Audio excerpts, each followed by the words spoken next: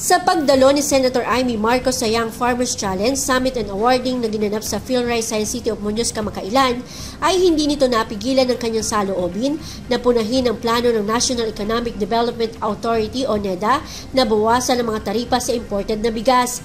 Ayon kay Senator Amy Marcos, hindi umano nakonsulta ang mga stakeholder lalo na ang mga magsasaka sa 15% na taripa sa rice importation na binabalak ipatupad ng NEDA. Hiling nito sana ay muling isaalang-alang ang rekomendasyon ng NEDA na magtakda ng 15% taripa dahil sa ganitong paraan aniya ay hindi binibigyang importansya ang mga magsasaka, bagkus ay pinapatay ang sektor ng agrikultura.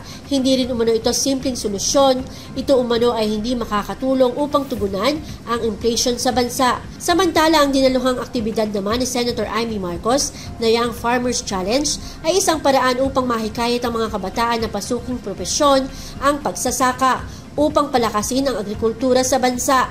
Sa huli, sinabi nito na binabalak din nilang isagawa ang nasabing aktibidad sa iba't ibang parte ng Pilipinas upang matugunan ang iba pang problemang kinakaharap ng bansa pagdating sa agrikultura. Para sa Balitang Nueva Ecija, Maureen Pagaraga nag-uulat. Para sa DWNE Teleradyo ang inyong kakampi.